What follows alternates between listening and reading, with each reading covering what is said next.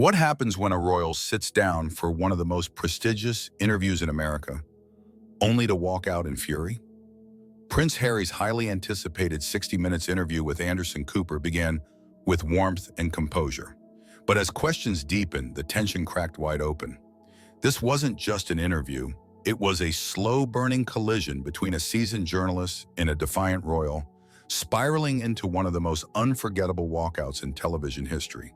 The room was calm, understated, and intimate, just like every 60 Minutes setup. No grand stage, no studio audience, just two chairs, a coffee table, and the unmistakable quiet of serious journalism. Anderson Cooper greeted Prince Harry warmly, extending his hand with a respectful smile. "Harry, thank you for being here," Anderson began, his tone carrying both gravity and hospitality. Harry nodded curtly, his posture relaxed but with a certain stiffness that hinted at the storm underneath. "Well, I suppose the world expects me to explain myself, so here I am." Anderson chuckled lightly, steering the moment back to ease. "That's the beauty of conversations like this. People get to hear directly from you." The first few minutes unfolded smoothly. Anderson asked about Harry's life in America, his projects, the transition from royal duties to private ventures, and the challenges of raising a family outside the crown's shadow. Harry's answers, though, already carried a sharper edge than expected. "America has been tolerable," he said, his voice tinged with arrogance. "At least here I don't have to bow to outdated rituals or pretend my family understands me. It's liberating to finally live in a place where people treat me as special, not just a spare part of a system." Anderson adjusted in his chair, unfazed. He had interviewed presidents, generals, and celebrities under fire. Ego and pride were no strangers to him. He leaned forward slightly. "But isn't there also comfort in tradition? A sense of stability, perhaps?" Harry smirked. "Comfort for whom?" "For the ones sitting on golden thrones. Tradition is just a cage with better wallpaper. My family clings to it because it hides the cracks." The tension in the room shifted ever so slightly. Anderson noticed the sudden flash of defiance in Harry's eyes, but his own tone stayed calm, steady. "That's an interesting way of putting it. And yet, millions still admire the monarchy, seeing it as a symbol of unity and resilience. What do you say to them?" Harry's reply came swift, dismissive. "I say they're infatuated with a fairy tale. They don't see the machinery behind it. The manipulation, the silencing, the control. They celebrate the crown, but they don't care who bleeds for it." Anderson gave a small pause, his journalist instincts sharp. He recognized the early signs of escalation, but part of his role was to let the truth unravel, even if it grew uncomfortable. He shifted gently to a different angle. "Let's talk about family," he said softly. "You've spoken about Meghan and your children with deep emotion before. How is life as a husband and father away from the institution?" Harry's jaw tightened, though he smiled faintly. "Life as a husband and father is exactly as it should be, mine. And frankly, the press has no right to dissect it, nor does the monarchy. I protect what's mine. That's more than they ever did for me." Anderson nodded but didn't let the arrogance slide. "But when you speak publicly, whether in interviews, documentaries, or your book, you open the door for questions. Do you feel there's a contradiction between demanding privacy while also sharing intimate details on your own terms?" Harry's eyes flickered with irritation. "That's a tired argument. Privacy doesn't mean silence, it means control. I decide what the world deserves to know, not the other way around. If people can't grasp that, then they're not worth addressing." The shift was undeniable now. What started as an engaging interview was tilting toward confrontation. Anderson, however, remained composed, even offering a half smile. "That's certainly one way of putting it. Some might say that sounds selective." Harry leaned back in his chair, crossing his arms. "Selective? No, it's called freedom. Something you, as an American, should understand better than most." The words hung in the air like a challenge. The warmth of the opening had evaporated, replaced by an icy tension that made even the quietest creaks of the set sound loud. Anderson gave a slow nod, jotting down a note on his pad, though his expression remained neutral. Inside, though, he knew this was no ordinary interview. This was a powder keg, and Harry was holding the match. The stillness in the room was deceptive. Cameras rolled quietly, crew members barely dared to breathe, and in the center sat two men, one seasoned in the art of journalism, the other simmering with defiance. The tension was now visible, like heat rising from asphalt. Anderson Cooper leaned forward slightly, his tone still measured, calm, but his questions sharpened just enough to pierce through Harry's polished armor. "You've spoken about your struggles with the institution," Anderson began, "but I want to ask about something deeper. Your mother, Princess Diana, became a global symbol not only because of her role, but because of the way she connected with people. Do you feel that you carry her legacy?" For a moment, Harry's lips pressed together in a thin line. The question touched a raw nerve, and his response came fast, clipped. "Legacy is a word the media loves. You put my mother on pedestals, you tore her down, and then you expect me to carry that weight as though it's a crown I should be grateful for. I am not my mother's replacement, and I won't let anyone use her name to measure me." Anderson nodded slowly, keeping his composure. "Fair point.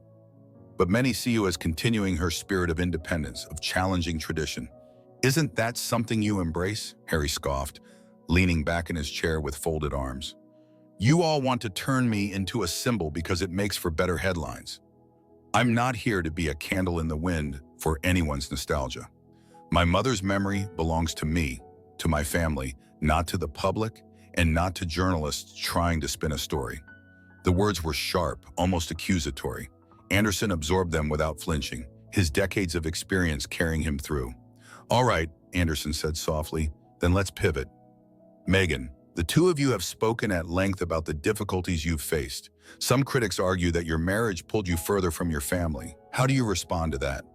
Harry's eyes flashed with irritation. "Critics? You mean the same people who have never met her, who write columns from behind desks, pretending they understand what marriage means? Meghan saved me from a suffocating institution. She didn't pull me away. She freed me. Anyone who can't see that is blind." Anderson kept his voice even, though Harry's hostility was now undeniable.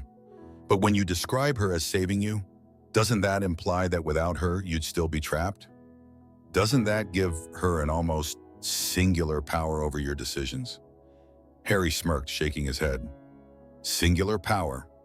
Number, it's called partnership. Something most journalists like you can't comprehend because you're too busy dissecting other people's relationships instead of living your own." The sting was direct, but Anderson maintained his professional mask, refusing to bite back. Instead, he scribbled another note and pivoted again. "You've also been open about raising your children in America. How is fatherhood different here than it might have been back in the UK?" Harry exhaled sharply, as though the question itself bored him. "It's simple. Here, my children get to be normal. They're not props for photographers. They're not pawns in some royal chess game. And unlike back home, they have a father who protects them." Anderson tilted his head. "So you don't believe your family would have protected them?" Harry's tone was almost mocking.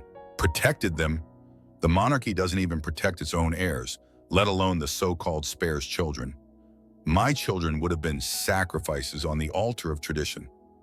That's not family, that's exploitation." Anderson gave a small sigh, his patience tested but still intact. "Some might argue that by stepping into documentaries, books, and interviews like this one, you're also putting them in the spotlight, just under your own terms. How do you reconcile that?" Harry leaned forward now, his voice growing harder. "I don't need to reconcile anything. I decide what's best for my family.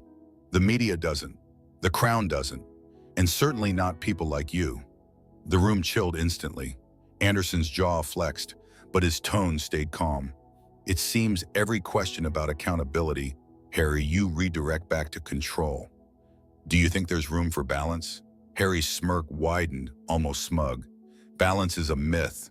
You either control your story or it controls you. I refuse to be a victim of narrative anymore. That's something you'll never understand because your entire career depends on poking at other people's lives." For the first time, Anderson's brow furrowed, the faintest sign of irritation flickering across his otherwise steady demeanor. He let the silence stretch, watching Harry revel in it. Finally, he spoke, his tone deliberate. Let's look ahead then. What do you see for yourself in the future? What does life look like for Prince Harry 10 years from now? Harry chuckled under his breath, but it wasn't warm, it was condescending. The future? The future is mine, not something I need to lay out like a press release for public consumption. I'll do what I want, when I want, and people can either accept that or choke on their expectations. Anderson tapped his pen against his note. Once, twice, slowly. The calm mask was still there, but the weight behind his eyes betrayed the storm building. He shifted slightly in his chair, exhaled, and leaned back. Interesting, Martin, he said quietly, almost to himself. Then he looked back at Harry. You know, Harry, I've interviewed people at their highest and lowest points. Presidents under scandal, soldiers returning from war, families broken by tragedy. They all shared one thing: humility. Do you think there's a risk that yours has been lost along the way? Harry stiffened, the smugness momentarily slipping into a scowl. Humility? Don't lecture me about humility. I've lived through things you couldn't survive. If I come across as unapologetic, it's because I've earned the right to be. Humility is for those still begging for approval. I don't need anyone's. The words echoed heavier than anything before. The air in the room thickened, the kind of silence that felt suffocating. Anderson gave a slow nod, his voice still calm but edged now with steel. That's one way of seeing it. The cameras kept rolling, but everyone in the room felt the same thing. This interview was teetering on the edge of collapse, and the fall was coming fast. The quiet of the set had turned heavy, almost oppressive. The crew, trained to remain invisible, now felt trapped in the tension building between the two men. Every exchange chipped away at the polished surface of civility, leaving cracks wide enough for the audience at home to feel through their screens. Anderson Cooper adjusted slightly in his chair, his pen resting motionless against the notepad. His voice remained steady, but there was a hint of weariness creeping in. Harry, he said carefully, you've spoken about control, about carving your own path, but critics have pointed out that many of your public appearances, your book, the Netflix series, interviews like this one, still revolve around the monarchy. How do you respond to people who say you're trying to escape an institution while never really letting it go? Harry gave a sharp laugh, short and biting. Critics, always critics. They cling to their illusions, desperate to keep the crown polished. Let me be clear. I talk about it because it shaped me, because it scarred me. The monarchy isn't something you just walk away from. It's stamped into your skin. If I choose to expose its flaws, that's my right. If people can't handle the truth, that's their problem. Anderson raised an eyebrow, his calm expression unbroken. But you've also profited from those flaws. Do you see the contradiction there? Harry leaned forward now, eyes narrowing. Profited? Tell me, Anderson, is it profit when you claw back pieces of your life that were stolen from you? Or is it survival? I took back my story, and if people want to pay to hear it, so be it.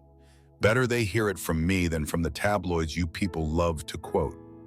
The dismissive tone carried an edge that even Anderson's legendary patience couldn't smooth away. He kept his voice level, but it was tighter now. I don't quote tabloids. I ask questions the public wants answered. There's a difference, Harry smirked. Semantics. At the end of the day, you're still digging, still feeding the public appetite for drama. You're no different than the rest of them. The insult hung in the air, and this time Anderson didn't smile it away. His eyes flickered with something sharper, though his voice remained calm. You've been very critical of the press. Yet here you are again, sitting in front of cameras. Is it fair to say you want the attention just on your terms? Harry's lips curled into a mocking half-smile.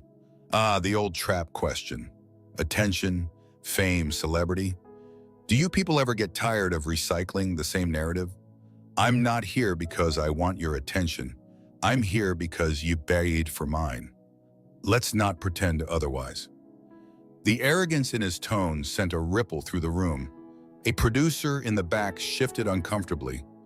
Even the faint hum of the lights seemed to grow louder. Anderson sat still, absorbing the jab, his composure intact but visibly fraying. All right, Anderson said softly. Let's shift gears again. You've mentioned often how much your mother meant to you. She fought for her independence, for her voice, sometimes against the same institution you criticize. Do you think she would be proud of the way you've handled things? Harry's jaw tightened. His eyes flashed with something between anger and pain. Don't you dare sit there and use my mother as a prop in your little broadcast. You never knew her. You never knew what she endured, and you have no right to speculate about what she would or wouldn't think. Anderson let the words settle, his expression unchanging, but his patience was thinning to a thread. I wasn't speculating. I was asking your perspective. There's a difference, Harry.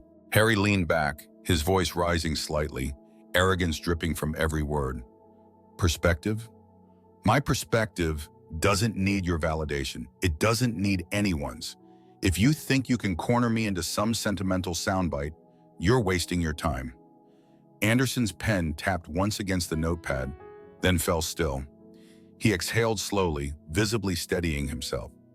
Very well. Let's talk about Meghan. Many admire her, others criticize her. How has her role shaped the man you are today? Harry laughed, but there was no humor in it, only disdain. Here we go.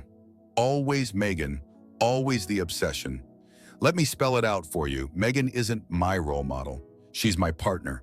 If people can't accept that, then perhaps they're stuck in the past, just like you. Why don't you ask about my work, my projects, instead of parroting what the world already speculates about? Anderson's smile was thin now, his professionalism tested. I have asked about your work. You've steered every answer back to grievances with your family or the press. Do you think it's possible that your critics might have a point? That your story has become defined by resentment rather than purpose? Harry's face hardened, his voice dropping to a low growl. Critics. Always the critics with you.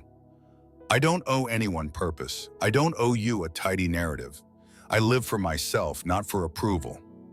The arrogance was suffocating now. Anderson leaned forward, his tone still calm but edged with steel. And yet, you sit here on one of the most watched programs in America demanding to be heard. That, Harry, is a contradiction worth noting. Harry's response was venomous. Spare me the lecture, Anderson. You thrive on contradictions. Without people like me, you'd have nothing to fill your precious airtime. Remember that before you try to moralize, the silence that followed was heavy, almost unbearable. Crew members shifted, exchanging uneasy glances. Anderson's calm demeanor hadn't cracked fully, but the weight of Harry's arrogance was pressing down hard. Finally, Anderson straightened in his chair, his tone low and deliberate. I've interviewed leaders, survivors, people who've endured unimaginable loss. They all carried themselves with dignity. What I'm seeing here, Harry, is something else entirely.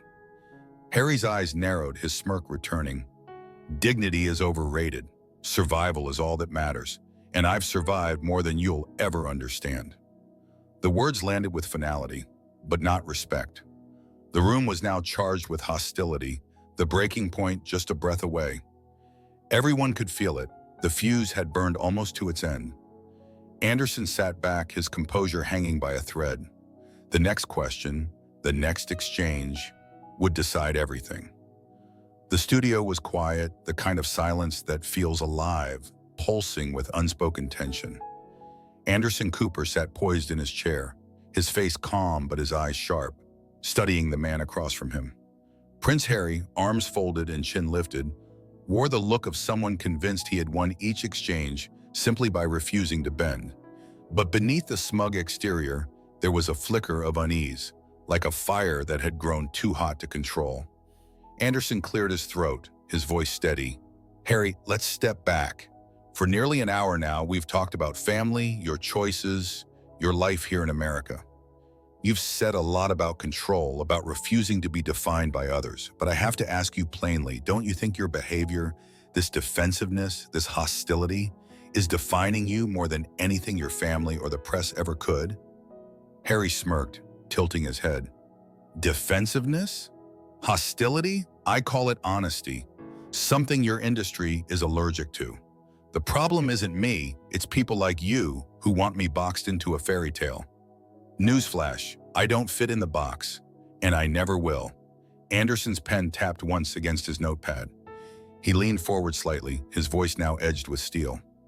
This isn't about fairy tales, Harry. This is about accountability. Every time I ask about your family, you lash out. When I ask about your wife, you scoff. When I ask about your future, you dismiss it. At what point do you stop blaming everyone else and start looking in the mirror? Harry's expression hardened. He leaned forward too, his words coming sharp. You sit there in judgment, as if you know what it's like to be hounded every second of your life. You don't. None of you do, and yet you expect me to bow my head and answer politely? Number. That's over. I'm done playing by anyone's rules but my own. The air grew heavier, every eye in the room fixed on the two men. Anderson's patience, stretched thinner than ever, finally snapped. He set his pen down deliberately and locked eyes with Harry. Let me tell you something, Anderson said, his voice low but cutting. I've interviewed presidents under fire, war veterans broken and rebuilt, survivors of unimaginable loss. Do you know what they all had in common? Humility, gratitude, a sense of responsibility. What I see here isn't courage, it's arrogance. You call it honesty, I call it entitlement. Harry blinked, momentarily caught off guard. Entitlement? From you? He scoffed, trying to recover. You don't get to define me. You don't get to lecture me about humility. I've lived a life you couldn't survive a day in. Anderson shook his head slowly. No, Harry. You've been given a life most people couldn't imagine. And instead of owning that, instead of using it with grace, you sit here sneering at every question, treating every opportunity as an insult. That's not survival. That's self-destruction. The words hit harder than any question before. Harry's jaw clenched, his face flushing with anger. You think you can shame me? You think I owe you anything? I don't owe anyone explanations. Least of all you, Anderson didn't flinch. Then why are you here? Why sit in this chair under these cameras, if not to explain yourself? You rail against the media, yet you run to the spotlight. You talk about freedom, yet you're shackled to your bitterness. You want to be heard, Harry, but you don't want to listen. And that, more than anything, is why you're here alone, without the institution, without the family, without the respect you think you deserve. Harry's fists tightened against the arms of his chair. His voice rose, sharp and defensive. You think you know me? You don't. You're just another voice in the chorus, another vulture pretending to care. My family didn't deserve me. The monarchy didn't deserve me. And maybe the world doesn't either. But I'll still live my truth, whether you like it or not. Anderson leaned back, his expression finally hardening. The calm facade was gone, replaced by something colder. You want the truth? Here it is. You're not living your truth. You're hiding behind it. You're not the brave rebel you think you are. You're a man who had everything in mind and decided to burn it down, not with purpose, but with a pride. And if Diana were here, I think she'd weep at what you've become. The words were like a strike across the room. Harry froze, the arrogance faltering for a split second, replaced by raw anger. He pushed back his chair, the scrape loud against the studio floor. That's it, he spat. I won't sit here and be insulted. This interview is over. Gasps rippled from the crew. A producer raised a hand as if to calm the situation, but Harry was already standing, storming toward the exit with his microphone still clipped, the wire snapping loose as he tore it away. Anderson watched him go, his voice steady as he turned back to the camera. Sometimes the hardest truth to hear is the one that cuts closest to the bone. Tonight you've seen a man unwilling to face his reflection. That's his choice. But our job is to ask and to listen, even when the answers come wrapped in arrogance. He exhaled, his gaze softening as he addressed the audience directly. I want to apologize to you, our viewers. We hoped for honesty and reflection. What we got was something else entirely, but perhaps, in its own way, it revealed more than any answer could. The cameras lingered on Anderson's calm face for a moment before cutting to black. And in living rooms across America, audiences sat stunned. The prince who had come to tell his story had walked away instead, leaving behind not clarity, but controversy. Was this the most dramatic interview of Harry's career? Or just another example of him clashing with the press? Tell us what you think in the comments below. Don't forget to like this video if you were shocked. Hit subscribe and turn on notifications so you don't miss more unbelievable moments like this one.